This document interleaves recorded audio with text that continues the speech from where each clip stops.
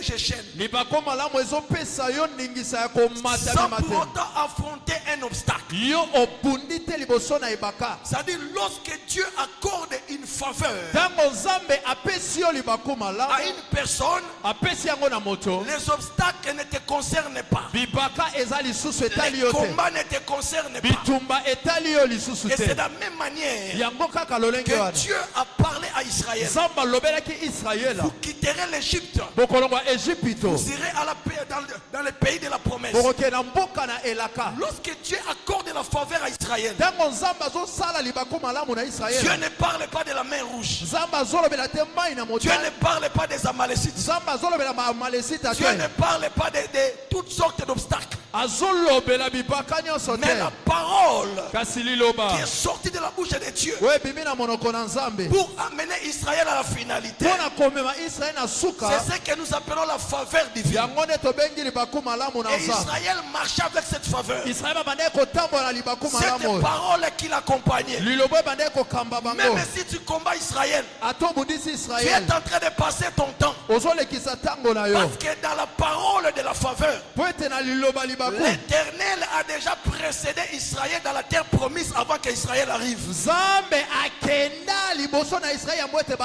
vais dire à une personne, là où il y a la faveur, Dieu vous précède déjà dans votre bénédiction. Dieu est dans votre mariage avant même que vous puissiez vous marier. Dieu est dans ton travail avant même que toi tu arrives dans ton travail. J'aime les Hébreux. Les Hébreux appellent le Dieu de prévision Yahweh Kadam. Pourquoi on l'appelle Yahweh Kadam? Parce qu'il est l'éternel Dieu qui prépare les choses en avance. Vous savez, moi je doute un peu de ce verset. On dit tous ont péché et sont privés de la gloire de Dieu. Non, moi j'aime dire quelques-uns ont péché. Parce que dans le mystère de l'humanité, ce n'est pas toute l'humanité qui a péché. C'est une humanité qui a péché. Parce que dans le plan de Dieu, Dieu a cédé l'humanité d'Adam. Mais Dieu a caché l'humanité de Christ. L'humanité de Christ était cachée en Dieu.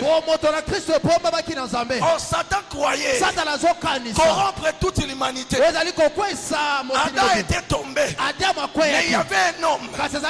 Il y avait un homme qui était gardé, qui était les réserves, qui est Yahweh Kadam, l'éternel qui avance les choses.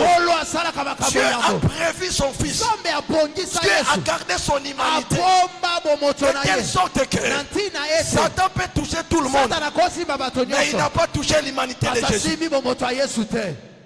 Dans le plan de Dieu, lorsque Dieu t'accorde la faveur, Dieu te met à part. Tu deviens le privilégié de Dieu. Tu deviens l'héritier de Dieu. Et c'est ça la faveur divine.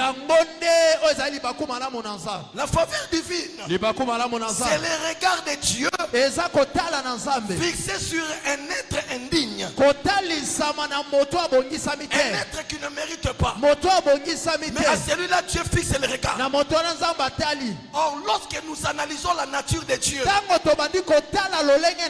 Dieu est saint. Mais ce que je n'ai pas compris, dans les Écritures, Dieu a toujours choisi, a souvent choisi des hommes indignes. Alléluia. Amen. Même David était un fils indigne. Parce que David lui-même déclare: j'ai été engendré dans l'iniquité. J'ai été engendré dans l'iniquité. Donc, par rapport à sa position, David est un fils indigne, mais qui a bénéficié de la faveur de Dieu. Parlez de Moïse. Moïse est un fils indigne qui a grandi sous la sorcellerie de Pharaon. Mais Dieu fixe le regard sur lui. Parlez de Jephthé. Mais Jephthé, c'est le fils de la prostitution. Mais c'est lui que Dieu a choisi. C'est ça qu'on appelle la faveur. La faveur de Dieu, c'est lorsque Dieu fixe son regard sur un être indigne. Alléluia. Amen. Et l'Éternel va t'accorder cette faveur. Oh, mais tu connais les conquérants vainqueurs. Maintenant tu marcheras dans la faveur divine. La faveur divine, c'est aussi un don de Dieu que Dieu met à la disposition de son peuple pour lui permettre d'atteindre son objectif. La faveur divine nous accorde des choses extraordinaires, des opportunités extraordinaires. Une personne qui est sous la faveur, il peut entrer dans une porte là où les autres ne sont pas entrés. Une personne qui a la faveur divine, il peut devenir gouverneur dans un pays étranger. Une personne qui a la faveur divine, il peut devenir enceinte pendant qu'il est dans la ménopause.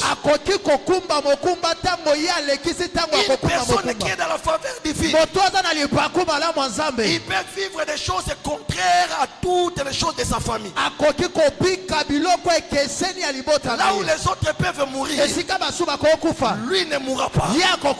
Là où les gens peuvent dire que ici c'est la fin, pour lui ce n'est pas encore la fin.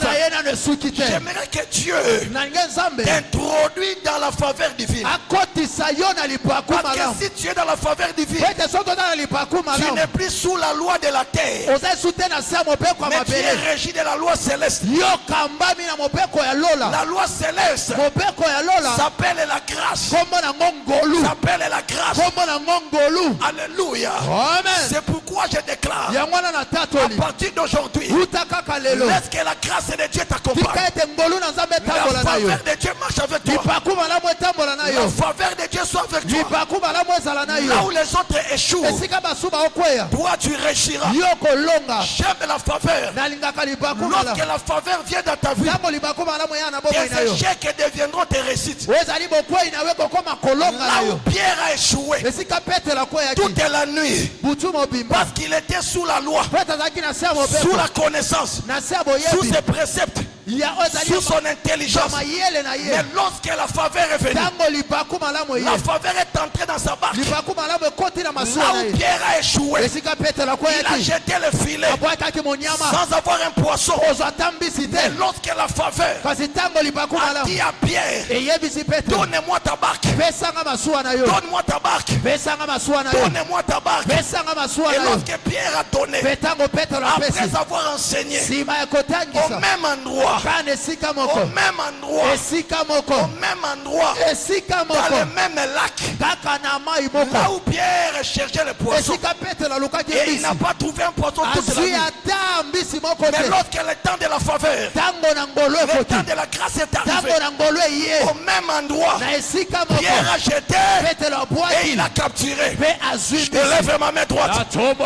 2025, c'est une saison de faveur, c'est une année de faveur. Je crois que tu allais dire amen. La faveur localisera ta famille. La faveur localisera ta maison. Ah, si tu as échoué en 2024, en 2025, la faveur te fera réussir. Vous savez, la faveur, c'est une étrangère qui épouse un autochtone. Tu es de la race de Esther. C'est ça la faveur divine. Lorsque une étrangère vient épouser un roi autochtone, dans la loi des mains de pêche, cela est impossible. Assyrus ne peut pas épouser une femme étrangère. étranger. Mais la grâce de Dieu agit au-delà de la loi. La grâce de Dieu agit au-delà de la loi. Je ne connais pas la loi de ta famille. Je ne connais pas la loi du quartier. Je ne connais pas la loi de ses frères. Mais là où il y a la grâce, la loi doit se taire. La loi doit se taire.